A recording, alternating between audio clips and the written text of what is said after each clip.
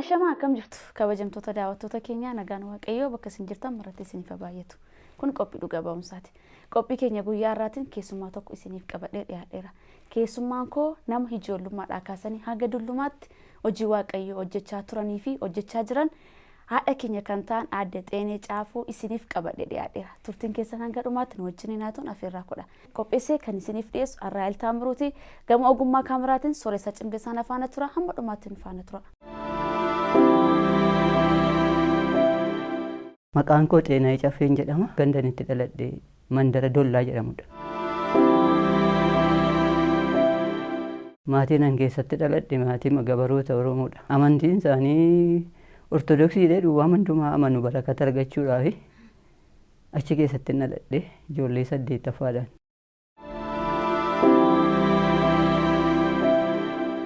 Ani isaan keessaa gara gooftaa dhufuun koo ijoolleetu harkaadhuma ijoollee durbaatu harkaadhuma warra koo sana harkaa jedhu jedhanii yeroo sanaa isaaniin dhaggeeffadha. 8ffaa dhaladhe sana geettiin nan dhaggeeffadha. Ani du'uu waaqayyo na jiraachisaa jedhu mucummaa makootti of keessatti qaba. Kanaaf waan guddaa ta'e waan du'a kana na oolchu tokko ni barbaada mucummaa makoo sanatti. Barri nu keessa turre sun bara durbii baatee barattu yoo hin taane iyyuu abbaan koo waa baradhee dhiisee waa hafeefii kan jiraadhu waan barbaaduuf mana barumsaa yartuu tokko baradheera. Isa kanaanis ituun jiru gammachuun qabu. Du'uu isa jedhu qabadheera warra du'an dhaga'eera waan ta'eef hin du'uu isa jedhu qabadheera. Ituma jedhu kophaa jiraachuuf waan filadha. Kophaa jiraachuu waan filadha. Nan dudubbadha. Waama baay'een dudubbadha. Maaramii isa jedhamu nan dudubbadha. Madaanaalamii isa jedhamu nan dudubbadha. Ituma jedhu mana barumsaa kanattis mataan koo baay'ee na dhukkuba sababii na yaaduuf hin du'uu isa jedhu qabadheera. Durbii biraa dhumteetti waan ta'eef tokko na booddee jirti ishee humtuu du'uudhaaf jirti ani du'uudhaan liqii nan qabadha. Manuma barumsaa sana keessallee yoon taa'e waa'ee kanaa yaada. Maaltu na oolcha laata tun jedhu sanii nama baay'een jaalladhuan. Nan jibbatu hin taane nama mani naan dhufu namni waa'een nama abbaa kootiif obboleessa koo hangafa duwwaadhaan jaalladha. Abbaan koo kun dhaladhee waggaa 12tti akka taasa fayyaa du'u nu bira. Ammas waa'een nama barbaadu isa jedhamu nama guddaadha naaf sababii ta'eef akka waaqa tokkoottis nan ilaala waan ta'eef obboleessa koo sanan immoo yaada darbee inni immoo gara Naqamteetti ijoollummaadhaan deemeera. Innis akka yaade ta'uu danda'u gara lafaatti amanachuu amanateera lafa yaade amanadhee sanaa fi isa waa oolchuun barbaadan isa amanan keessaa isa waa oolchuun barbaadan. Ituma jedhuun yeroon gaa'elaa immoo gahe gaafa yeroon gaa'elaa gahu immoo lafta nan naqe suni isaanis Ortodoksiidha akkuma isaan kanaa eebba lafarraa argachuudhaaf waa baay'een jichira. Waan ajibba hafuura kootu waan ajibba namu waama tokkoon barbaada waan ta'eef hafuura kootu waan sana na jibba. Ituma jedhuutanii nan dhukkubsadha dhaladhee waggaa 7tti dhukkubsadhe isuma isaa ijoolleen sun ittiin dhumteedha inni isa na dhukkubu suni oduu isaa dhagayeera waan ta'eef isa jalaa bahuuf ta'uu yaaduun gara heeruma sanaa dhaqa. Gara heeruma sanaas gaafa naqu gammachuun qaba ammas. Abbaa manaa kanas abjuudhumaan naa kenne waaqayyo warruma kootu na kenne an gammachuun qabu garuu. Haqee waggaa 3 gidduutti ijoollee durbaa 2 godhadheetanii ijoollettii kanatti xinnoo nan gammadaa garuu lafa yaadu sana hin ga'u. Ijoollee kanaaf du'an sodaadhanii haadha koo sana harkaa ijoollee fixeetarii natti dhufaata jedhu nan yaada. Kanarraa kan ka'e waaqayyo jechuun hojii magooti. Obboleessi koo hangafi sun garuu kennaa tokko naa kenneera wangeela kana naa kenne manichi hin jaallatu sababii ta'eef naa kenneera fudhadheen heerumee. Abbaan warraa koos immoo jireenyuma gabaree akka biyyichaatti hin jiraatu waan ta'e tokko barakatee eebbi waan barbaadanii fi du'aatiin namatti dhaga'amu baay'eedha namni yeroo isaa malee du'uun gaarii miti. Isa kanarraa kan ka'e ituma waamuutanii waaqa kana ituma waamuun mucaasee lammaffaa irratti gaaf tokko dhukkuban dhukkubsadhu sana dhukkuba guddaa isaattiin fayyetuma waamu dhukkuba guddaa isaattiin fayyeen gadda dhugaa ba'eera. Dhukkuba guddaa isaatti yoon fayyayyuu dhukkuba akka jiru immoo nan beeka garuu jireenya kanan barbaadu sababii ta'eef eessa jirtaa yoo jiraattee har'a natti mul'achuu qabda isa jedhu. Bara 1967 atakiltiin dhaabuu jaalladha. Atakiltii ta'e sana keessaa burtukaanii gabaabduu tokko jalan dhaqee jilbeenfadha. Jilbeenfii wanti jedhamus hin jiru biyyicha keessa hin jiru. Dhaqeen jilbeenfadhee san bu'aatuun hin beekin bu'ootanii waaqayyotti of kennee. Mucaan koo isheen lammaffaa suni mucaa ji'a 6ti. Isheen sun waggaa 2 walirratti dhalatanii isaanumaaf eegumsa naa godhii irraa nan ajjeesinii akkas naa godhii sana naa godhiituun jedhuutanii galiitan dhaqee irriba rafa halkan keessaa jechuudha. Halkan sa'a sagalii irratti akka of wallaaluu wayiin ta'a mucaa ji'a ja'a galgala rafte sunis hin dammaqxu. Isheen sunis hin rafti. Halkan sa'a sagal sana keessa humna guddaa tokkotu dhufee godoodhuma nan keessa jiru sana waanuma narraa kaasu natti fakkaata. Narratti garroobsa. Roobuma qulqullaa masaa waan nama qabbaneessu narratti garroobsu gubataadha dhanni koo halkanii guyyaa ituman isa sana waamuu wanti na lolu baay'een jira waan ta'eef lola jedhee gan fudhanne yeroo sanaa cinqatii kana jalaa bahuutuma hafuurri qulqulluun na gargaaree jedhu isanii narratti roobee akka du'uu ta'e sana ganama gaafan ka'u idimee koo keessatti fayyummaa xinnoo tokko argeera taphachuu tokko argeera fayyaa sanan of keessatti arga ganama sana. Ka'ee mucaa koo sanas ganama kaasee akka yeroo sanaatti akka har'aa miti miiccuu ijoollees har'a miiccan jechuu koo miti hojii isaa adda adda. Ka'ee tan nyaata durii nyaannis maalis ka'ee qopheessee dhiiseetanii fayyummaa mattamii argadheesanii jiruu koo qaxxala. Jiruu kana tuman hojjedhu keessi koo akka kaleessa eengaddaa hin dhiphatu guutuu miti garuu jiruu keessa immoo saantiman baay'ee jaalladha. Horii waan baay'ee jaalladha dubartiin aggaadeedha waan hin ta'eef kaleessa eengaddaa isa ture sana irraanfadheen hojichuma itti fufe gaa tun hojicha itti fufu waan natti dudubbatu nan dhaggeeffadha. Yaa Waaqayyo seexana narraa ifadhu yaa Waaqayyo seexana narraa ifadhu jechuun mun dhiisu. Ituun kanaan jiruutu hafuurri qulqulluun jireenyuma koo keessatti jabaataa dhufa. Hafuura qulqulluudha jedheen fudhadhu gabaa baay'ee hafuuroti baay'eedha waan ta'eef hafuura jedhee sin fudhadhu nagaa argachuu kootti garuu baay'een gammada waan na gargaaru guddaa tokko argachuu kootti baay'een gammada. Tun kanaan jiru sin medhee nagadama koo tun qaxxaluu jilbeenfadhee kadhachuu ergan gaafa sana jammaree hin dhiisne jilbeenfadheen kadhadha. 67 amma 8 gidduutti adeemaa jira gaa 67 maskaram guyyaa lamanni sun innan amma siin jedhu. Achi hojii baay'ee erga akkuma biyya ofiitti waan hojjetee namni dafee dorgomee jireenya argatu hedduutu jira waan ta'eef keessi koo yeroo kadhataatti kennuutti natti dhufe gaafa yeroo kadhataa baay'isuutti ka'u abbaa warraa kaleessa baay'ee na jaallatu baay'ee iddoo natti kennu lola narratti kaasa. Lola gaafa inni narratti kaasu amma isa jabaa sarraa tokko argadheera waan ta'eef hin sodaadhu. Sodaattuudha namummaa kootti mul'uun na dafee warri koos eenyuun koos akkanatti hin eekamne waan barbaadamu dafee hin godha. Sodaattuudha waan hin ta'eef sodaa koo sana ofirratti beeka. Gaafa sanaa ka'ee garuu sodaan sunis na keessaa ifatame waan humti inni jedhu iyyuu naan galu. Innumti inni natti dheekkamu innumti inni sin ajjeesa naan jedhu maaluma barattee maaluma dhaggeeffatte waaqa biraa maaltu jira inni naan jedhu sun naan galu. Dur nan dheekkama nan dudubbadhaa dubbii sana nan dhiise namootuma waaqayyoo jedhaman sana eessatti argeeta wajjiniin dudubbadha isa jedhumu yaada malee hojiin kunis harkatti akka kaleessa eengaddaa nan bobeessu garuu nan hojjedhe. Hir'achuumti hojii sanaayyuu immoo isatti hin tolle waan ta'eef egaa baay'ee na lola. Amma du'aatti na geggeessuu yaadaa hin ta'u innis humna guddaa sana waama. Yeruma sana gowwummaa magaabasii sanaan humna guddaa sana waama. Yaa humna sana waamu halkan hirriba ulfaataatti itti dhufaa. Ijoollee dhidhiqee marrafaa nan ka'aa nan kadhadhu gaafa na godhu immoo iddoo manni dhaqu tokkoon kadhadha waaqayyoon akka inni deemu faan kadhadha.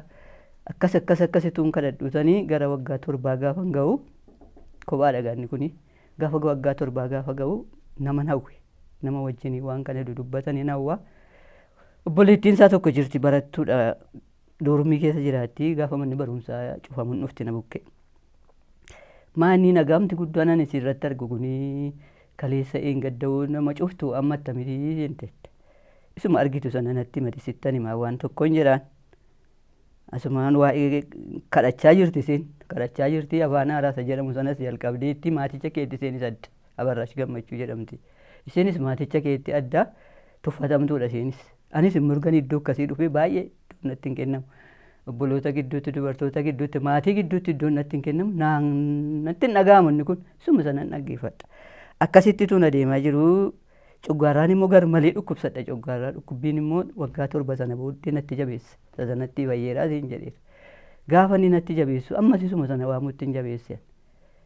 Amma ijoollee durbaa kana walitti aanseendaa waan ta'eef arfaffaa isheeti da'iyaa lamaa hollaa wayii akka waamicha wayii jira achi dhaqee dhiisin achitti gar malee dhuma dhukkubsadheetanii deebi'ee dhufee akka kaleessa hin gaddaa jilbeenfachuu hin dandeenye akkasumatti ciiseen waama waaqayyoon hafuura qulqulluu waama na gargaarii nan ajjeesin ijoollee kanan guddifadhaa siifan jiraadhaa qodaa keenya guddisa keessa kootti inniyyuu.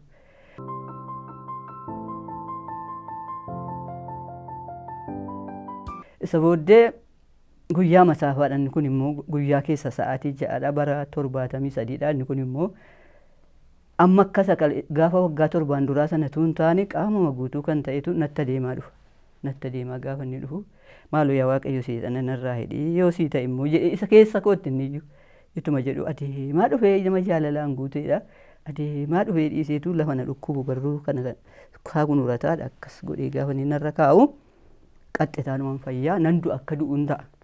Tun ijoollettii kana guddifatin namatu na jalaa fudhataadhaa ta'ee yaada gootti sokkee cillixxadhee gaafa nachi turee bulee ganama gaafan ka'u ammas ijoollee durbaa ishee dargaggeetti attamiin fakkaadha isa duraarra humnan natti dabalame jechannaa dhufe waaqayyo jedhamu kanaaf eessumattiin isaaf hojjedhaa yoomin isaaf ta'a isa jedhamu keessaa koo guuta amma gooliin mana keessa amma gooliin safararraa amma gooliin firarraa natti jabaataa dhufuyyuu ammas isuma sanatti na jabeessaa yaadi kootu akka kanaan jiruutanii hojiin siif hojjedha yaa waaqayyoo waan harkatti jibbituun harkaa fuudhiitii hankeena godhadhuun jedha inni na lolonni na ragalfina dhugu kaleessa gadda baay'ee naaf ta'a garuu amma ifaaf dukkana amma ifisaa dhufutti sababii ta'eefi diidas immoo naqumanuma koon ta'a hin deemu yoo na ajjeeses gara gooftaan naqasa jedhuun qabadha ituma kanaan jiru mucaan isheen hangafi suni saabaqannaa jedhamti isheen garmalee sammuu dhukkubbiidhaan qabamti akkasin jedha gaanatu waanuma humni kee ittiin namicha kanatti mul'atu fidiiti anamma si argadheera ijoollee kana dhiisee yoon deeme dubartii xinnayyoodha baduun danda'a nama kana na biraas hin ajjeesin namni kunis ganaan ta'in amanaa ta'uu dhiin kadhadha quxuriin hin kadhadhu immoo biddatu natti boba'a hin hammaate isa duriirra nama nagaa ta'e hin hammaate gaama hin hammaatu iyyuu malee ani dubbii kanaaf gadi hin jenne gaa waaqayyo na gargaare ani hin jiru inni jiraataan sun na wajjin ta'e maqaan isaa bara baraan haa eebbifamu. Asumaan isheen dhukkubsattee innaan egaa akkuma durii nuun yaalchisuu mana qorichaa barbaachisu eessatti na geessisee furatee ka'e mana amma eessaatti geessee fayyuu dadhabde humna koon ittiin mul'isuu barbaada raafaminii naan jedha kana namarraa hin dhagawan dhimma hin dhaga'a malee isan gaafichi arge sana inuma nama nadhaa dubbichi sinuma naa galammoo humna koo kitaaba qulqulluu kanas nan dubbisadha inni jaalala akka ta'e inni dhiisuu akka ta'e inni danda'u akka ta'e bultii qulqullaa'aan immoo ulfina waaqayyootiif akka ta'u inni kun inuma naa gala namnis nan barsiisu nama na barsiisus nan barbaada ituu kanaan jiruun gara saba araattii keessa cuuphamuu naa wayyaa eessa dhaqeen immoo cuuphamaa yaa waaqayyo cuuphaanuu na barbaachisaa isa jedhu ituma bidda kana keessa jiru nan yaadaga mucattiin amma dhukkuba sanatti hin fayyine hooyyooftee malee iddoo hundumaatti geesseera ufnaan anuma bukkee jilbeenfatte isheen isheetti aantu dirribee qannaa jedhamti isheenis isheema bukkee jilbeenfatte isaaniin waaqayyo haa eebbisuuti isheema bukkee jilbeenfattee hin jilbeenfatanii hin kadhatanii isaaniif afaan haaraa dhufe ani immoo afaan haaraa sanas nan ilaala asirraa kan sibiraan ta'an isa jedhamu isaanumarraa iyyuu dhosseen immoo ifadhaa isa kanas namni nan barsiifne waaqayyosuma gaafa jalqabaa sana naa wajjin ture na barsiise ijoollee kanaa wajjin miiltummaa kana jabeeffanne deemuu gaafa jabbarru abbaan isaanii gahinuma dheekkama qooda anatti guddisee dubbatu jalatti guddisee dubbata jarri immoo iji isaaniitti banamee raga mul'atas nuu kenne waaqayyo akkasumatti nun dhiibne simbiloodhuma akka kadhannu sin goone mul'ate waan jiruufi sodaan hin jiru amma takka turee sadii ta'anii matuu jirru hin fayyiti isheen dhukkuba sanattis hin fayyiti gaa darbee yoo harrayyuu lolamte hin fayyiti raajummaan gara ishee gaafa dhufu raajummaa kana immoo qorii ilaali wanti jedhamu jira isas nan ilaala nan kadhadhasi ituma hedhuuti buleettiin isheen abarraa jedhamtu kuni wangeelli kun isheedhaaf kenname hiikamee iseetti kenneera hafuurri qulqulluuni nuu dubbistiin kadhanna gaafa kadhachuu barbaannu garuu namis hin beekne nami ulfina keef hin taane battala kana dhufee nu hin jeeqinii nu eegee hafuura qulqulluun ni jilbeeffanna manichuma keessa hin kadhannatuma kadhannu tokkuma lamaan nami dhufuu jalqaba amanem fudhadhem siifan ergamaan jedhe garan itti ergamu immoo beeku garuu manuma koo sana keessatti an jabaadhee jiraadhee taa'uun koo galagalee gaafan ilaalu lafti lolli irratti ka'u sunii fi namummaan koo inni durii gaafan taa'ee ilaalu waan na jiraachisu hin turre garuu jireenyan abdadha ammasu akkamittiin siif hojjedha ituma hin jedhu wangeela koo sin lallabda waan hin sitti jedhe sin dubbatta sin moosisa waan hundumaa ifaa siif naan jedha garuu dukkana limitiidha yeroo inni akkas jedhu dhuguma immoo ifa keessi koo kana kanaan itoo jiru tokko lamaan namis dhudhufuu jammare nama dhudhufan kana keessaa kan dhufan ijoollee dargaggoodhaa fi ijoollee durbaati namooti jajjabaan hin dhufan yeroo isaan dhufanii nu ilaalanii dhufuutu hin taane gaafa dhufanii wantootuma waaqayyo nuuf hojjetu ilaalanii amanu inuma dabalamu inni amanee dabalamu kun inuma nu jaallataa nutti saddan ba'anii nus itti adda ba'uu hin jaannu amma wanti lafarraa nutti irrataa dhufeera. Hafuura waaqayyootu keessa keenyatti guddataadha. Inni nama isaan jedhina isinii dhufaasas. Anis isumatti dhiiseetanii warruma waaqayyoon beekan kana wajjin nan jiraadha. Namni kun naa lolu iyyuu malee bayee galee dhufee gaafa nama manatti argu baay'ee nama kabajaa. Ana akkamittiin akkas hin taane isa jedhu nan yaadaa'edha eegasi. Isa booddeetu medhuu amanuun kun baay'ee itti ulfaatti jireenya fooyya'aadha jiraatu waan ta'eef itti ulfaatti. Aniif nama wal biratti waan madaalli hin kaasne se'a seexanni. Isa miti gaa waaqayyo beekaadha waan ta'eef waan anan dura na waami qabaaf malee isa sirraanfatee miti jireensaa gaafa ga'u hin guutan namooti mana guutan bara dargiiti ari'atannaa garmaleetu jira. Maqaan isicha jedhamu kooministii sana maqaansa waan sadii tokko isa yaadadhu nama. Isa nama dhaate malee nami jiraachuu hin danda'u safaricha irratti kun immoo waan addaa ta'e argameera. Ari'atannaan kun isa tokko lamaa saara galfii namaa kennan miti. Ittuma jedhanii hamma guyyaa nami kun abbaa warraa koo kun ofii isaatiin gooftaan kun itti mul'annaan dhufuutti nurra waa tokko iyyuu hin geenye. Har'a inni gooftaa kanatti amanatee dhiise borga nama ari'atannaa dhufe inni dabarfame mana dabaatti kenname. Isaa wajjin dargaggooti 15 kun hin hidhamu. Guyyaa sadii booddee maal isinii wayya isuma Yesuusiin nu wayyaa eessatti beektu isaa nu barreerra ambareera kan isa tokko nu oolchu isuma nu wayyaa. Isin finna inuma duunaatuma jedhanii jarreen kuni Abarash Gammachuutii Taabatee Bulaa jedhamti Taqabbaa Boggaalee fa'aa kana Miratuu Tarreessaa fa'aa kana jijjiruga yoon isinii xaqqase aree ofuma isaatii of danda'ee malee nu waa tokko waan darbaa isaanii goone miti inuma waaqeffannaa inuma kadhannaa wanti waa dhufsanii ba'uu jedhamu immoo hin jiru nu gidduutti hin argamu dhufnaan ulfina waaqayyoof laannee galata waaqayyoo dubbannee dhiifneetu teenyee matsaafamuma nuu galee dudubbannee waliifirraa seexanni sofumaan ba'a dhukkubsataan sofumaan fayyaa garuu gamana kootti lola guddaatu jabaataa dhufa dhukkubaa hin jirre ijoolleetti gadhiisaa hin du'aniima buluu hin kaasamu waaqayyo wilii akkasii hin qabnu waaqayyo wal biraa yeroo hin jiru immoo hin fayyu isa namni hin argu inni dhufu kun isan argu gaafa namoonni mana isaaniitti galanidha gidiraan kun kan inni anatti dhufu gidiraa dhadheen fudhadhan immoo galataan na liccisaa akka kanatti tuun adeemutanii wangeela kanas dudubbachuun anaafis kenname raajummaanis natti kenname raajummaa baay'een dide garuu raajummaa kana attamitti maaliif nama attamitti sammuu isaa attamiitiin nuti isa kana haasa'asa jedhu isa kana fidala isaa argina isa raajummaa jedhamu kana isa jedhamu gaafa ilaalu raajota darban faarraan qayyabadha ani Ermiyaas fa'aa kan Hisqeel faarraan qayyabadha baay'een warri dhudhufan kun afaan haaraa kanas jalqabaniiru raajuus jalqabaniiru inni nan gammada malee nan hinaafisiisu nan gammada ofii koo garuu kadhatuma kadhadhee wangeeluma kana lallabuu duwwaa yaada keessummaadhuma dhufu kan ammoo waanuman qabuun tajaajiluudha yaada kanuma irratti hundeemu annan dhukkubsadhaa jireenyi gadi bu'aa dhufa maaliif gadi bu'aa yoo jettan seera keessa deebii boqonnaa 8 irratti gaa carraa koo ta'ee karaa sanarra na fidan wangeelli kuni baay'ee ulfaataadha waaqayyoof galanna ta'u kanaan itoo jirruutu gaa gaafanii gara hafuura qulqulluu kanatti kadhannaa isaatiif qorannaa isaatti lixu an milikkita gurguddaa isaa yoon arge ishiin jedhu natti dubbadhu ati waaqa amala qabeessa ati waaqa nagaadha ana natti dubbadhu isa namni natti dubbate hin dhaga'u jedha egaa qorramis jira waanumti baay'een jira gadi bu'uun sun dhufeera keessa deebiin duran gas deebisee nama biddeena duwwaan akka hin jiraanne dubbii sagalee afaan kootiitiin malee si qoree waan garaa kee keessa jiru ilaaluu kan si qoree isa jedhutu sagaleen kun gara koo dhufa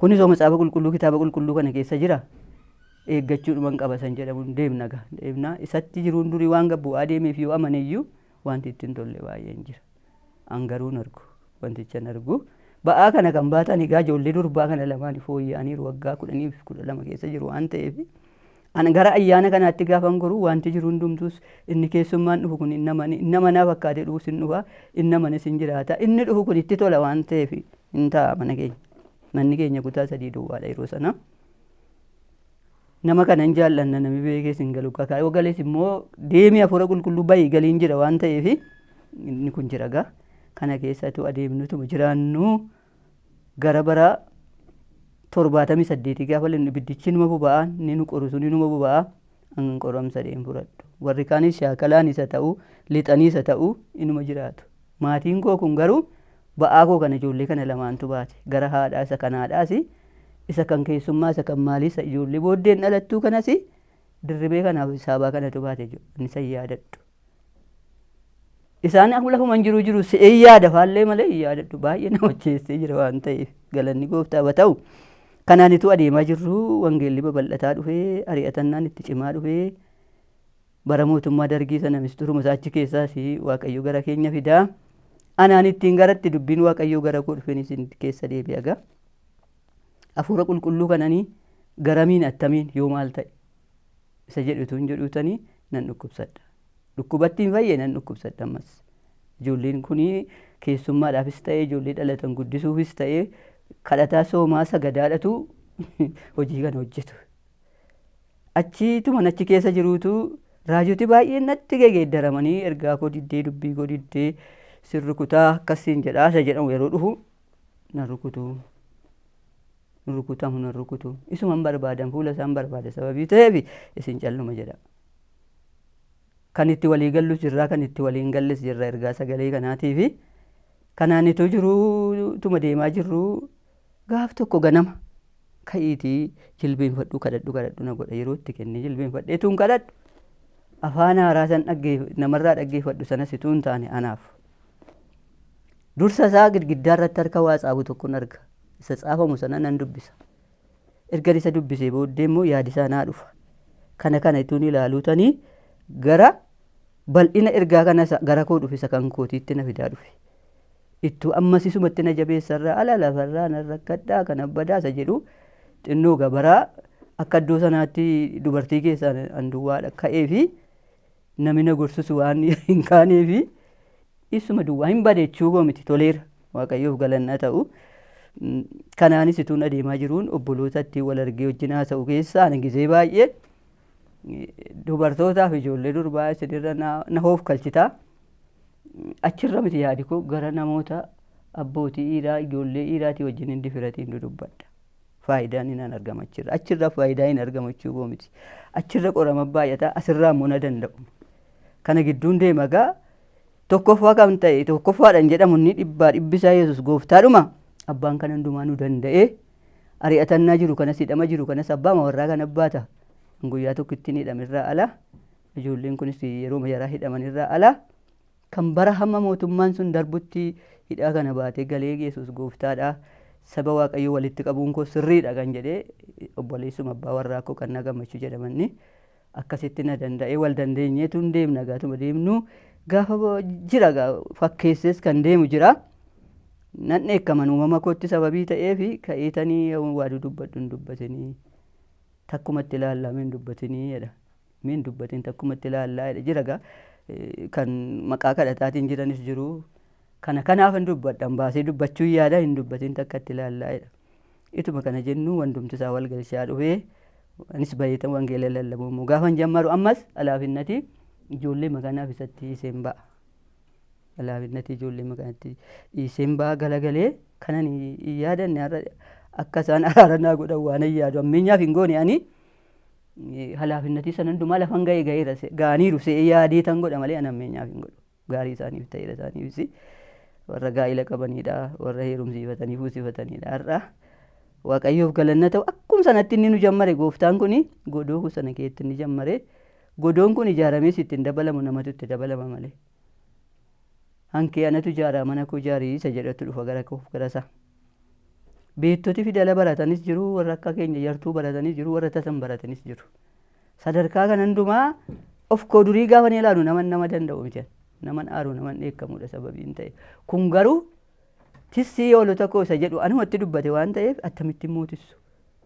Yoo maal godhan mootissu inni kun gala gaggalchee mayyaada dhiisuu na barsiisa dandeettii na barsiisa. Aarraan immoo ammuma kana ijoolleen kun garmalee na jalaa dhukkubsatu. Hafuurichi inni hamaan achi nu gaadaa ture suni masmara sanarra deeman nama aarii jaalladhuudha sababiin ta'e. Egaa dirqama natti ta'a waa'ee aarii kana kadhadheetti fayyuudhaafan.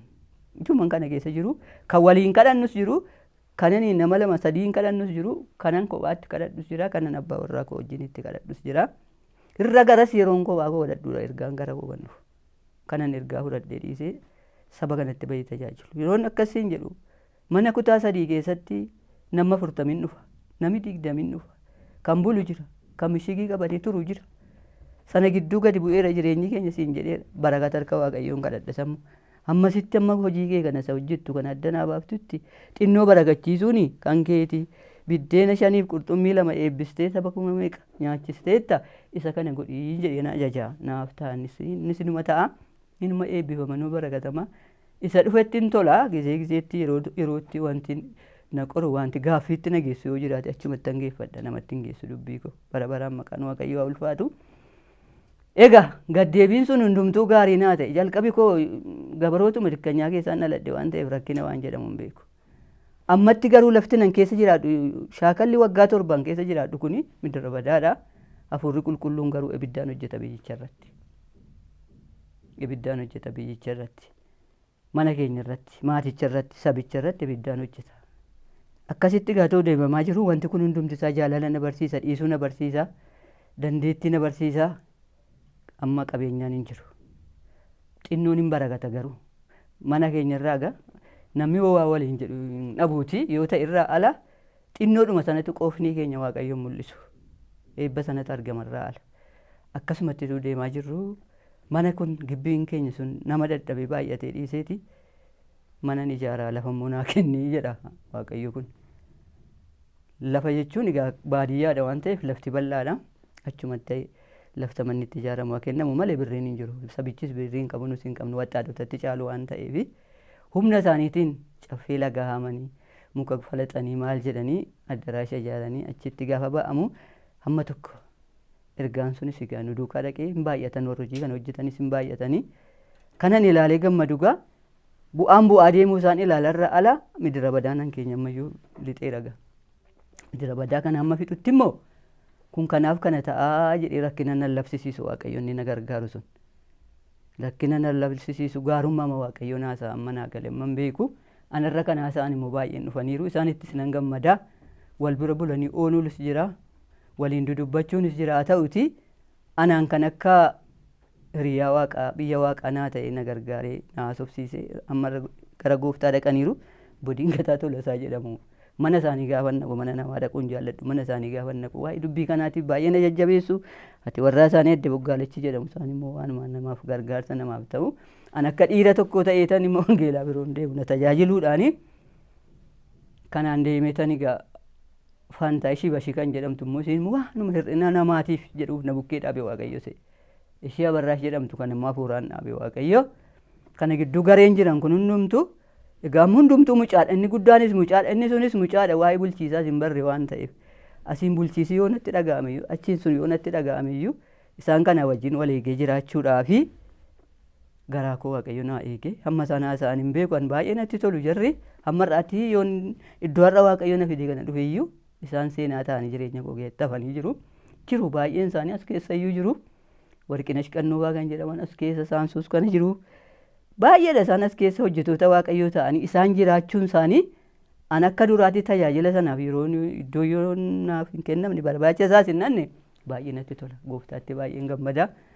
Idimeen an qabu wajjin yeroon ga'u seerumee seengaanis fuutee maalidha yeroo deemtu Gooftaadhuma gaafadheen godha waan godhu waan namni godhu hin godhu waa Waaqayyo naan jedhin godha Waaqayyo immoo naa wajjin ta'a ijoollee koo wajjin ta'a sabicha wajjin ta'a isaan eebbiseetu abbaa warraa kanas eebbisee innis jaarsolii waldaa isa jedhamu kana ta'uu namni nutti hin agarsiifne hunduma isaa toorumaanii gaafa waa'ee isaa dhagaan iddoo biraatii warri nu dura turan dhufanii toora nuu galchanii wangeelaawii isa jedhamus dhaabanii jaarsolii isa jedhamus kaa'anii waan hundumti isaa yeroo ta'u daaqonis ta'eera haadha warraati immoo waaman qabuun keessummaa keessumsiisuun kan kooti namni kun nyaata dhufatuun ta'an angaruu namni mana koo dhufa waan ta'eef. Sagaleen kana keessa na gargaaru yoo jiraate immoo Abrahaamiif Saaraanii maseena ta'anii otoo ijoolleen godhatini keessummaa keessumsiisuu isaaniitiin kakuu isaanii bira ga'an. Kanaaf keessummaa keessumsiisuun lafee koo qabata yoo hin qabaanne iyyuu. Isa karaa gaaniin hin qabaanne kan keessummaatiif immoo hin argamu. Toluu kanaan adeemnee biyyicha keessatti jiraannu manni kun hin ijaaramne kan keenya.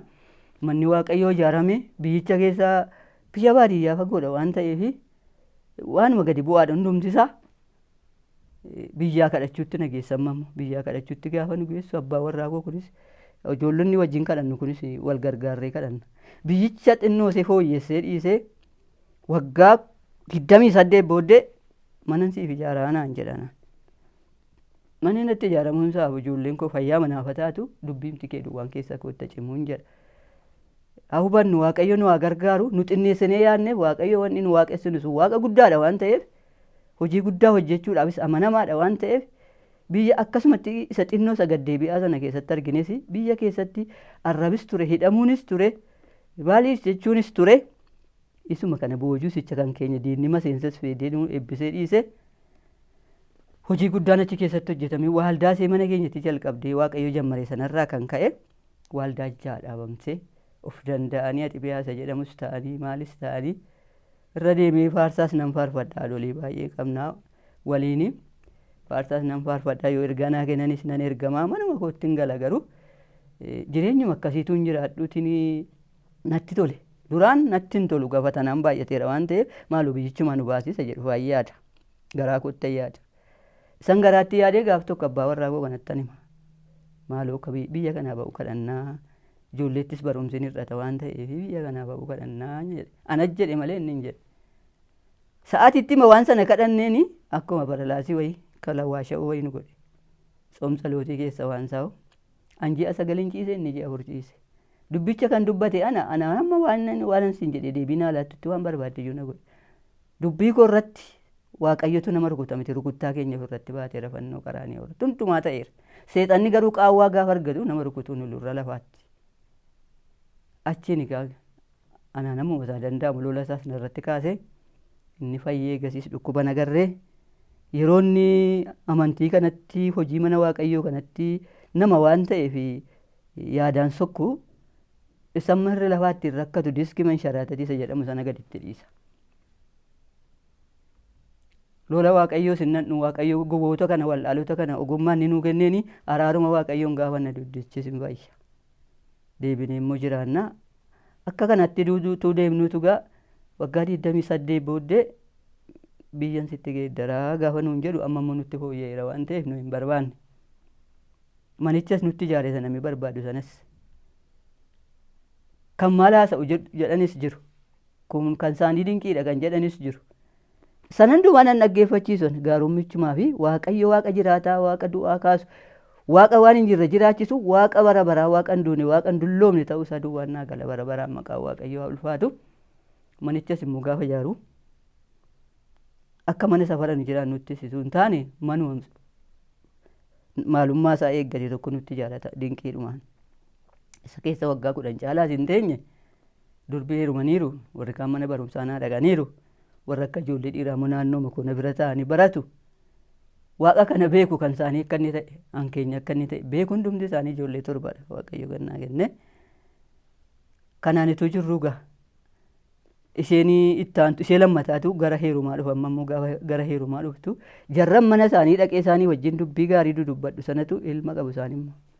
Achi keessa Waaqayyo paastariidhaan immoo seenaadha ijoollee 5ti.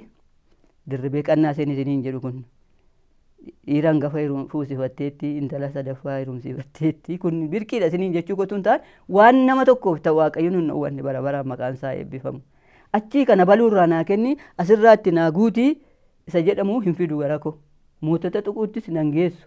Namoota nu caalan baay'eetu jiru achittis nan geessu. Caalaan ni ta'e gooftaa Yesuus kuni ofii sana wajjin ta'e halkanii guyyaatu natti addan bahin. Anas eegee isan sodaadhu sanas na oolchee ijoolleen kunis naa gurguddatanii. Akkinan itti jiraadhu kun wanti itti jiraadhu kun nama sagan biraatti cookkoo ta'a. Maalillee yoo ta'e hangaruma isaa dhaqeen isuma gaafadha kan ijoollees kan koos kan barbaachisu malee dhoksaa koo immoo nama biraatti nan himsiisu. Dhoksaa kee nama biraatti sin kennu dhoksaa kee anatu baataa naan jedheera waan ta'eef lafa onaa sana irratti jechuudha. Akkasitti tuna deemuu Waaqayyo na gargaaree nam guddummaanis dhufee biyyichaa geeddaramuunis yeroo dhufu isaan dura garuu namoota wajjin turre sana tokko Waaqayyotu lafatti hin gatin nama 2 duwwaatu irra lafaarra deemaniiru. Tuma wajjiniin Waaqayyoon kana waaqeffannu. Eliyaas Tarreessaatii fi Eliyaas Daggafee jedhamu wajjin turre dubbii kanaaf wayii dubbii kanaatii wajjin turre isaan deeman nu biraa. Isaan kun isaaraa nutti hin taane awwaalchisaallee waan taalleen isaallee kan bara fokkisaadha waan ta'eef sanan dumaa yaadaan nu qabsiisee Waaqayyo nu gargaaree dhimma nama tokko keessattuu nu galchiin wantoota qabnuuf waaqa isa jiraataan kun waaqa fagoo waaqa dhiyoo waaqa yeroo barbaadanitti immoo utuu hin taane yeroo barbaadetti gara namaa dhufu. Gaafa gara namaa dhufu immoo isa namichi yaadu gararraa akka waaqayyo godhu. Gochuu yoo baates immoo inni waaqayyoo isa jedhu murteeffachiisee isa na baase gooftaa kophaa koos nan galateeffadha maatii koo wajjinis nan galateeffadha yoomiyyuu galata kan koo achittis asittis yoomiyyuu amma bara labarra jirutti galati sana keessaan dhumu. Gochi kun hundumtisa kan koo miti kan waaqayyooti. An namummaa koo of koo maatii koo zarii koo keessatti gaafa ni ilaalu maatii kee keessaa qomoo kee keessaa kan alatti hafu hin jiru sanaan jedhes godhee hundumti isaanii amantoota ta'anii nama jaarsa tokkittii tokko duwwaatu jira amma. Isas waaqayyumaan abdannanne waaqayyoo gaariidha waaqayyo karaa hundumaan gaariidha. Warra isa barbaaddataniif immoo hirkoo amanamaadha. Firri nama dhiisa, abbaan nama dhiisa, fayyaan nama dhiisa, bifi nama dhiisa. Haalli nama dhiisa, qabeenyaan nama gana, inni nama hin ganne gooftaa Yesuus bara baraan eebbifamuuti akkasitti na wajjin ta'e, maatii koo wajjin ta'e dhimma namaa keessattuu nun galchin, dhimma moototaa keessattuu nun galchin. Kan jedhamu yoo jiraate moototaaf kadhadhaadhuma duwwaatu jira matsaafa kanarraa. Tooraan wanti dhufu yoo jiraate iyyuu achirratti nun geessin asiin nagahee dhiisee bara kanatti namoota garagalee gaafa ilaalu sokkaan waan baay'eedhaan eessayyuu hin ga'amuuti asokkan ammayyuu kan jiranis immoo jiru. Isiniin immoo fideetti dabale waaqayyo isa guddaa hojiisaa hojiin waaqayyoo xinnoon qaba mana qulqulleessuus yoo ta'e isa beela'ee waan qaban irraa kennuus yoo ta'e gara namaa dhumnaan itti raajennaa yoo itti raajanis lallabennaa yoo lallabanis hojii waaqayyoo xinnoon qaba. Hojii waaqayyoo hojiima waaqayyooti. Bara baraan maqaa waaqayyoo haa ulfaatu. Anuu kadhatuman kadhadha waan gara koo dhufetti man dubbadha humnuma waan gara koo isa dhufutti dubbadha. Innan dubbadhu sun immoo gaafa taa'ee ilaalu matsaaf qudduusii mata'ee argama. Sodaan na keessa hin jiru waa'ee dhugaa kana dubbachuudhaaf. Ati abbaa warraadha ataadha warraadha ati durbaa ati akkasiisa jedhu wal caalchisee ilaaluus natti hin kennine dubbadhu naan jennaan inuman dubbadha. Kan itti qoraman yoo itti qoraman iyyuu ittiin kasasamu san dubbadhu san. Haqeen immoo siminii ganna erge yoo lolli isaa natti baay'ate siminii ganna ergee gaafan jedhu eeyyee bakka mirkaneeffadhee man jiraadha. Akka kana ture namooti wajjin turre sun egaa kan na lolanis jiru kan booddana isin yaadne jedhan iyyuu immoo jiru baay'ee walitti fagaanne irra waan ta'eef ani immoo yeroo isaan na lolan sana iyyuu nan gammada dubbichi dhugaa ta'uu isaan naa gala. Bu'aa dalgaatiif waan aduu jalaatiif gargaarsa wayiitiif miti dubbichi dhugaadha waan ta'eef inni of danda'an sun dandeetti isaa guddaadhaan isaan jaboota sana keessaa ana see dadhabduu sana keessumaayyuu dhiira sabbaa warraa sana dhiisee dura gara koo dhufe gaafa gara koo dhufu ani isa caaleetu hin taane ituu isatu dura mana ta'e akka furri qulqulluun naa ibsetti anatu hin danda'a. Inni kana beeku waaqayyo dura na qabe. Ittaansee gaafa inni dhufu anaaf inni erga walii taane dubbii kanaanii kan maatiinsaa haasa'anis kan zariin koo haasa'anis wanti tokko wanti nu raasu hin jiru. Waan baay'ee haasa'u waa'ee gadi bu'uu ol ka'u waa baay'ee haasa'u waan biraa jalqaban jedhanii waa baay'ee haasa'u hundumti isaanii hin dhufan garuu waaqa isa guddaa kana gara waaqa isa guddaa kana. Asuma lafan si kaa'e taa'ii na eegin dhufu yeroo inni dhufu taa'ii na eegin akkasuma lafa taa'utu hin taane oduu odeessuutu hin taane kadhataan eegu ibidda gurguddaa isaa keessaa ba'anii dhiisanii maatiin koos amanatanii waaqayyoon ijoolleen isaaniillee akkasuma akka wonillee akkasuma gooftaa kanaaf ta'anii an kanan beeku yoo jiraate yoo humnichi duwwaan namaa dhufe irraa alammoo nama akka waan tokko hin goone nama akka waan nama tokkotti hin galle inni jabaan attamiyyuu inni dhiirii jabaan attamiyyuu inni wagana qabu attamiyyuu inni beekaan inni fidalattan barateyyuu dubbiin kun gara namaa dhufe hafuurri waaqayyoo kun nama geggeessu taanaan homaa akka waa hin baasne waama tokkoof waa hin baasu nam kan inni itti waa'ee baasu gaafuma hafuurri kun dhufe itti galu lubni jagna ta'a jibbamaan hin jaallatama fokkisaan hin bareeda dhabaanis immoo badhaadhumee nama yeellaasisa waan ta'eef dubbii kanarraa kan ka'e akka kanatti na hubachiisee hafuurri qulqulluun na gargaare. Lolli diinaaf seexanaa yoo takkaayyuu hin dhabamne ayyaanni waaqayyoo dachaa nurratti ta'e nutti gammadaa waaqayyo nutti gammadaa nus waaqayyotti gammadaa iddoo kana geenyeerra isatti fufee jiruuf bara namaatti waaqayyotu bara dabalaa inni kana aaru seexanni na nambifatu ijoollee nambifatu gaafatti dhufu dhukkubaa maaliin an waaqa isa guddaa gaafa guyyaa bara 67 sana waamarrayyuu bara 67 sana waama isinitti cookkoon ta'iniiti. An ergan guyyaa sana humna sana argadhee ittiin jiraadhe dhukkubsadhus fayyus rakkadhus bal'adhus yeroo mataa isaatti akka inni dhufu waan naa galuuf waa tokko ofitti buusu. Amma na bira turanitti ijoollee koo sanas waaquma kanatti hangeessa oduu dhufe yoo maal dhufe sumatti hangeessa innis fayyiseetu na jiraachisa. Egaa erga na biraa deddeemanii waaqeffataadhuma karaa isaanii galeen gooftaadhuma wajjin jiru gaa an akka kanan fakkaadha. Nadheenota jiran keessaa biyya sana keessaa an nama waanuma tokko wayitti hin galle. Karuma hundumaa wanta fudhatama hin qabne achi keessaa fuudhee dhiisee wanta fudhatama qabu yeroo inni kudhitu na dinqarraa ala. Kun namaan ta'ee kun beekumsaan ta'ee kun firaan ta'ee abaluu waan akka barateef akkas ta'ee wanti jedhamu nufu gara koo wanti namaa ta'e immoo natti tola. Wanti nama eenyu ta'e iyyuu natti tola. Yoo namni kamtu iyyuu nas caalee ijoollee koo caalee iyyuu natti tola. Inni hojii Waaqayyooti. Inni baay'ee nama dhiba. Dubbichumti kun gaafa gara koo dhufuun duran dubbisa. Uumamaa ka'ee immoo mul'ataattan dubbisa garuu akka gaazexaa miti. Akka kitaabota adda addaa miti. Kan achi keessaa nama lolu jira dhugaadha waan ta'eef. Dhadha koosa dadhabaa kana keessa waan jiru wanti wal hin fudhanne wal lola. Gaaffii natti fida. Allaman dubbise. Seera uumamaati amma mul'ataatti. Allaman dubbise namni natti hin himne dubbiseera garuu ofitti hin fageessu innumti roonni xalaata natti ta'u jira. Keessa koo kosee baay'ee jira waan ta'eef. Koorri jira waan ta'eef. Xiqimiin bu'aan biyya lafaa jira waan ta'eef. Nama wal caalchisanii ilaaluun jira waan ta'eef. Na caalaan jira waan ta'eef isaan waliin argatu. Achuma naqammas tokko tokko nutuma na keessaa funaanuu isa ta'u sana sicha keessa kooti isa jibbu sanatuma funaanuu har'ayyuu yoo ta'e boqonnaa isa jedhamu sanatu baay'inaan naannoo hunni gooftaadha malee yaadi isaa na jalaan nuqatu.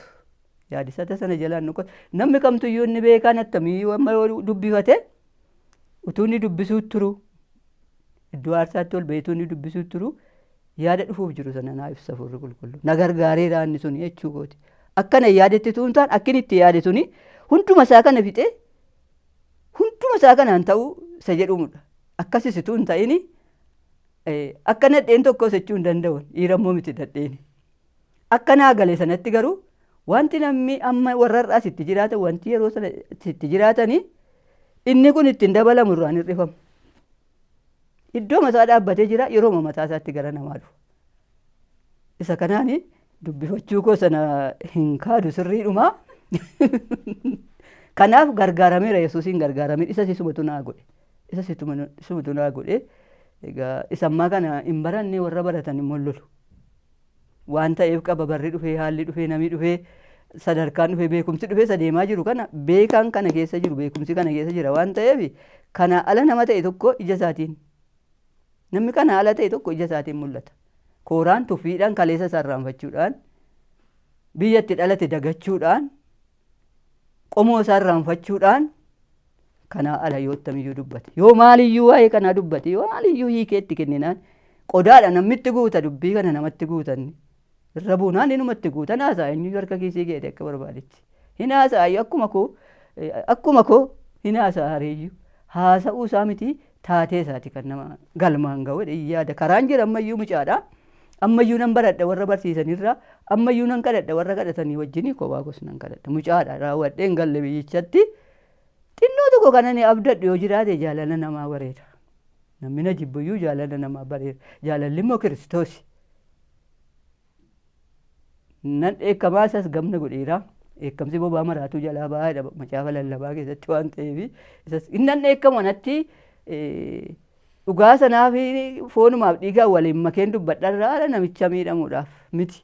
Garuu beekumsatu itti hir'atee jira waan ta'eef dhaqee dhiisee lafti inni itti dhaqee danna namaa keetti dhiibbaa uumu waan jiruuf isarrattis gargaarameera Waaqayyo na gargaareera. Ammatti kana yaadu yoo jiraate ammallee mucaadhaa isiniin jedheera. Ammallee mucaadha ammallee gurgurtuudha ammallee daaddeedha ammallee harka qabanii wal adeemsisuun nama jiru keessaa tokko kana abdadhe biyyicha abdii sun jira itti gallaa itti hangala kanan jedhu yoo jiraate jaalalli Kiristoos nama jaallachuun keessa koo dhuunfataa deema. Nama jaallachuun keessa koo dhuunfataa deema. Namni hammama ta'u iyyuu malee keessa koo dhuunfataa deema nama jaallachuun namaaf hoo'uun keessa koo dhuunfataa deema. Kana fakkaata jireenyichi.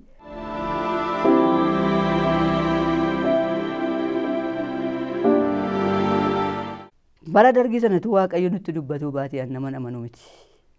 Namatti dubbatu keessaa an tokko hin dubbata warra kaanittis akkaataan itti hiikoo isaatiitiif akkaataan ittiin gara isaa geessuu egaa baay'ee rakkisaadha. Raajummaa kanan isiniin jedhu raajummaa yoo Waaqayyo nama gargaare malee raajummaan yoo Waaqayyo ogummaan nama qabe malee hojii maraatummaati. Nama qalbiidha ala ta'edha. qalbii namatti godhu Waaqayyo qalbii nutti godheetu haala isaa nu eeggachiisee yeroo isaa nu eeggachiisee halkan walakkaa fa'aa yeroo naanna'anii saraawitiin nu eeganii as gidduutti dhoksaadhaan qodaadha waan hin ta'eef Waaqayyo darbee dhiisee dubbata. Inni sirriidha. Isa ta'e isa darbe sana akka inni itti dubbatee dukkanicha ati sodaattu sana inni badaa miti isa fuula kee dura jiru isa ganaa dhufaa jiru turre caala. Yeroon tokkos ture. Ameedhumatti tottolee beeta kiristiyaaniin Itoophiyaa Amala Wangeelaa Addis Ababa Amala Wangeelii wanti jedhamu tokko ture. Yaaduma kootti qabameen namootuma 3 wajjin kadhanna zimmannee kadhanne maalinni kuni gargar ba'uun kun eessaa dhufee Itoophiyaa miti haa ta'u ardii torban irratti moote ishee Itoophiyaa jettu kanammoo jedhamtu kanammoo gara dhumaatti daseetii ijoollee kootii lafatti walgahii ijoollee kootiin godha jette inni kun maalii isa jedhamu gaaffiidhaan nanni eessa ergaa sana bira darbee jechuudha. Dubbiin koo hammiji sanaaf icaayyuu gaadha dubbii makoo kanattituu hamma jarbuu godhanii dabalanii dhiisanii dubbii baay'isaa jiru keessaa ol deebii na dhaggeeffadhu isa jedhamu darbanu nama 3 gidduutti ergaan kun jechuudha. Isuma fudhannee ammas hin kadhanne ergaan dukkanaa jedhamu suni seexanni yoomiyyuu taanaan yoo Waaqayyo namarraa qabee namarraa isa adabirraa ala kallattiin dhabu karattiitti waa argatu. Achi ijoolleen booddee kaka'an tokko jiru collummaan tokko itti galee nama yeroo sanaati yoon dubbadhe hin beeku dubbiin kun dubbii miidiyaa irraati. Nama yeroo sana hojjetee darbe sanaanii garbichattiin iddoo gadhiifti jedha Waaqayyo gooftaan Maccaasa jedhamu tokkotu akka maraatuu ta'ee haasa'a bakkee irra fiigee nami sun. Isa kana garuma godoo kootiitti garuma keenyatti fidanii sa'aatii 24 gidduutti akka rashanaman waa'ee bu'uu kanaa waan dubbataniif isa jedhamu ta'a.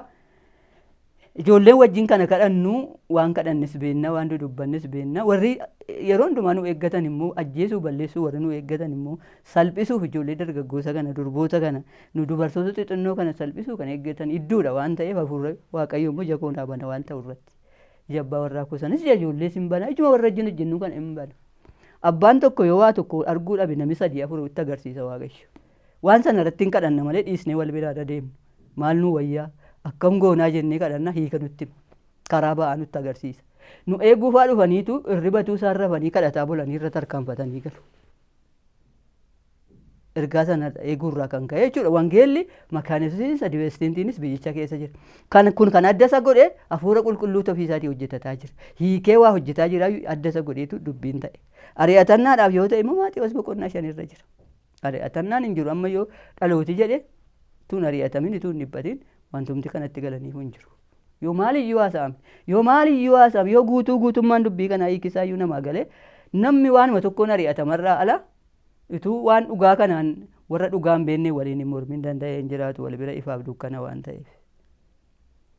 Isa kanaaf isaan sanaaf kadhanna warra nu ari'ate warra nu dhiphisan sanaaf kadhanna. Isaan deebisii kadhanna hin beeknu namni nu gorsine kadhadhu kan jedhu Maatewos 5 keessa warra si ari'atu kadhadhu warra si jibban jaalladhu kana dubbifanneerra waan ta'eef isuma fuulatti oofnanu isuma nu dhaga'anni. Kanaan nu wajjin jiraachuun isaatiif nu geggeessuunsaa nu mamsiisu iddoo biraatti illee badaa fudhatama hin qabnu warri masmara kanarra jiraannu fudhatama hin qabnu fudhatama dhabuun keenya sunis immoo nu yeellaasisu wanti nama yeellaasisu dhabe adda addaa jira daarri jira wanti baay'een jira milkaa'uu dhabuun jira har'a hin jiru garuu hundumti isaanii milkaa'anii anuu milkaa'ee ijoolleen kooyyuu milkaa'anii Yesuus iddoo mataa jira bara baraan maqaan isaa haa eebbifamu hafuura qulqulluu sana nama geggeessu sana eenyuun amanachuurra nama amanachuurra Waaqayyoon amanachuu jaala. Akkasuma sitti dhufaa kana taate yoo namni jedheen sodaan si ajjeesuu dhufu si balleessuu dhufu warran sagadinaa yoo nuun jedhan hin sodaan si jedhee isa jedhamu gaafan ansii wajjin hin jiraan sodaatin. Situ isaan argaa jira malee sin argani saraawitii 300 faa taa'ee marsanii godoo keenya eegu ergamanii jechuudha. Sit argaa jira malee sin argani sana hundumaa kun hundumtuu maaliin immoo argamu inni walii keenyaaf garaan tokko rakkinatti yoo jiraate dhibee garaa isaa namni yoo qabaate hin ba'u as gidduura. Hin deemtu asitti ni hiikamin. Kana rakkatte kana balleessite namni jedhuun utuu hin jiraanne inuma kadhanna nu calluma inni hafuurri qulqulluun nama tokkotti gaddeera taanaan hin qabama namni sun. Hafuurri isaa danda'ee waaqeffatu danda'ee maal hin jedhu waan ta'eef waan akkasii yaadee kanaaf naa kadhadhaa Waaqayyo kanaa dhiisudha inuma kadhanna kanuma ta'a kanuma hin jiraanne jala sana wajjini. akkasittiin adeemnee nu yeellaasifni ammayyuu natti tola hafuura qulqulluu dhaggeeffachuun ammayyuu natti tola. Haalli ni lafti nan jiraadhu wanti nan jiraadhu waa baay'eedhaan waan guute yoo fakkaate iyyuu hafuurri qulqulluun namaa wajjin hin jiru taanaan hafuurri qulqulluun nama hin geggeessu taanaan innis dura darbee hin jiru taanaan ati deemtee ofuma kee wanta ati goote tokkoyyuu hin jiru. Hin goota garuu akka namaatti dhuma isaa xumurri isaan bareedu. Akka namaatti akka beekumsa lafarraatti hin godhama garuu hin fakkaata. Garuu xumurri isaan bareedu hafuurri qulqulluun nama bira hin jiru taanaan. Kanaaf hafuura qulqulluu kanaaf akka wal gorsinuuf akka wal jajjabeessinuuf akka wayyaa wal bunnee kun sirriidha kun sirrii miti jechuudhaafi kadhatu mana xaarraa ala barsiisi barannee dhiifne barumsi baay'ee gaariidha barumsi. Hamma hafuura qulqulluudhaan gadi bu'anii ati wallaalaadha ati beekaadha jechuun hamma nama keessaa hin baanetti tokko gadi buusanii tokko ol kaasuu nama jirutti hafuurri qulqulluun achitti immoo iddoon argatu. Inni isan jaallata nama hundumaan jaallata inni isa. Hafuurri qulqulluun lafti inni iddoo argatu amma naa galetti ani hin jiru ati jiraataadha. Hojii kee irratti jabaadha tamanamaadha jennaan yeroo mataa isaatiitti dhufa eenyu nuun barsiisa. Du'aa ka'uunis badaa miti maalis ta'uun badaa miti yoomanii sooramuunis badaa miti. Sooruma bara baraa sana namaa kennu hafuura qulqulluutti namana. Har'ayyuu yoo ta'e amma yoomittuu yoo ta'e gowwoota akka koo na barbaadanii kana na gaafatanittis yoo ta'e yoo gooftaa of dura buuste yoo Yesuusin dursite yoo eenyummaan isaa maalummaan isaa sii gale isa jedhu dubbachuun isun baran lafarra jiru. Naaf ta'eera warra isaaniif ta'es isikuu argee ara galfadheeraanis makiliitii isaaniiti isaanis makiliitii kooti. Makiliitiin bu'aa jiru kun yoo jiraate yoo wal hin beekne iyyuu wanti tokko akkasumaan lafaa ka'ee hin taane. Ijoolleen kan dhalattu yoo haadhaaf abbaan hin jirre akkasumaan lafatti hin dhalatu namni. Akkasuma namooti sana dudduuba jiran nu dudduubas namoota ture kan nu kadhatanii nu argatan. Ammas immoo taanaan kan itti aananii dhufan jiru.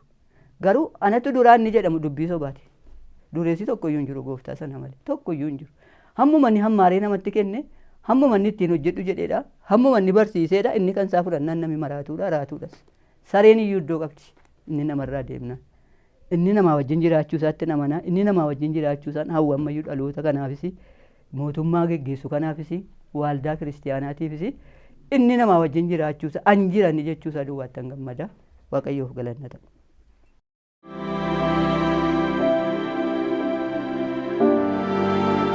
Haala tajaajilli keessa kooti waan qannaseef hin qabu.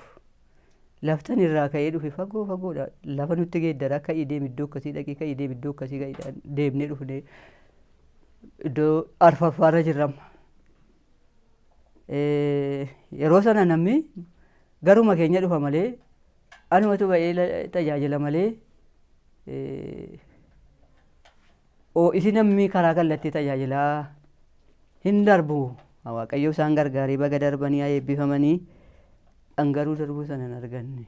Darbuu sana waa'ee hin arganneefis immoo hin gaddu. Argeera mul'ata argeera jalqabuma isaa irratti argeera. Baay'een isaanii hin deemu hangaruu nan ta'a uffati isaanii qayyarama anaafis naa qayyarama. Kanatti hin arga. Kanaaf gabii qaba hafuurri koo. Nama mana koo dhufe immoo hamma naa galee har'ayyuu. Wangeela dubbisee fi waaqayyoo itti dubbadhee waaqayyoon dubbanne ta'e immoo namichi hojii eebbaa barbaadeedhaaf ani eebbanaa ta'u waaqayyoon itti hin dubbanne ammayyuu amma sarraayyuu amma irraattu. Eebbi yeroo hundumaa kan nama waaqayyooti. Eebbi kan itti argamu garuu gajjedhanii miila Yesuus jala ta'anii eebbifamuudharraa ala eebba achiin dhufaa asiin dhufaa dhufunne kun gara koo hin jedhu namaanis hin jedhu. Fayyummaa nan kadhadha nageenya biyyaan kadhadha. Waldaa kiristiyaanaa garee kadhannaa ta'uu hin dhiisu nan naqaa jira banamee jira karree sababii ta'eef fi yoo ergaan gara koo dhufe immoo baay'ee nan dubbadha madirakii irratti gara koo har'ayyuu yoo gara koo dhufe baay'ee nan dubbadha. Akkasittan jira waaqayyoo karaa hundumaanii akka warra lolee moo eegalutti isa na geggeessuun amanadha. Maatii kootiifis saba waaqayyootiifis dhaloota ka'aa dhufaa jiranitti tuun lafarra jiru dhalooti ka'aa dhufaa jiran kun. Isa darbee jiru isa Eliyaas waan dubbatan iyyuufaatu fixe isa ergamoonni dubbatanii itti darbee kan fuudhee dhalooti tooraan dhufaa jira. Tartiiba wanti gadhiisu tokko namatti hin tolu. Dhiibee namoota gidduu dhaquus kadhannaa akkasiis hin kadhadhu kanas hin barbaadu. Arganii immoo yoo na waamanii ergami waaqayyoof jee nan ergama. Rakkoo kanaan qabu manni koo waaqayyoon hin sodaatu. iddoo naa kennu anumatu bahee tajaajila amma ammaatti isaaniinis dhowwateera miti akkuma isaan fedhanitti kenneeraa fi iddoo mana isaaniitti waaqayyoof wajjin jiru isaanis angaruu ergamii jedhamee karri baname namumaan darba namni sababii ta'eef nan ergama an dulloomuyyuu inni keessa koo jiru hojii isaa hojjetama jira sababii ta'eef natti tola gaarummaan biyyaaf ta'u gaarummaan dhalootaaf ta'u inni kun natti tola waaqayyotti baay'een gammada akka jalqabaa sanatti miti siin jechuu kooti.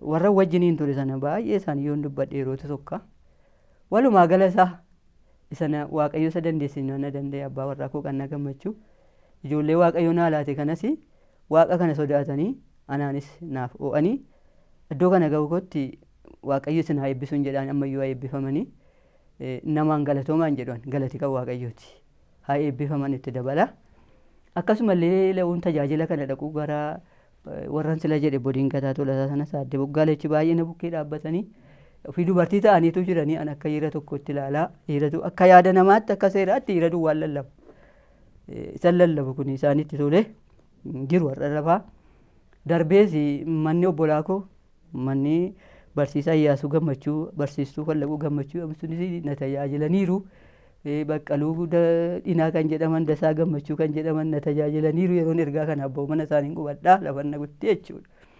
Iddoo biraattis obboleessa koo hangafa gooftaattis hafuurattis ijoolleen isaaniis tajaajiltoota obboleessa koo Gannatii Ciibsaa jedhama ati warraasaa Saggadachaa Lamuu jedhamti isaanis na tajaajilaniiru na danda'aniiru hiriyoota wajjiniin hojii kan hojjedhe akka isaanii mucaa ta'ee isaan gidduu ciisee akka isaanii ta'ee na danda'anii amala koo wajjin dadhabbii koo wajjin na danda'anii ergaa kana harkatti eeganii yashixilaa kana raajii yashixilaa kana waaqayyo isaa eebbisu waaqayyo ammayyuu isaa eebbisu eebbiseera dachaa isaa eebbisu sasatti dubbateetu isaa birraa raawwatin waaqayyo sanniitu nan abdadha akkasumallee dhiiroti baay'een jiru naannoo koorras jiru Taqabbaa Boggaalee kan jedhamu Miratuu Tarreessaa kan jedhamu jiru dubartootis jiru Taabotee Bulaa kan jedhamtu jirti Siinammaa Barraash Gammachuu kuni Faantaayee Shibashii kan jedhaman Warqinesh Qannoo kan jedhaman kuni baay'ee dhamma yoon haasa'e inni iddoo biraarraa Geetaachoo Liiqaa Darajjee baay'eedha yoon haasa'e inni yeroon isaan hanga'u isaaniin an baatame akkasumaan miti an baatame akkasitti deemuun koo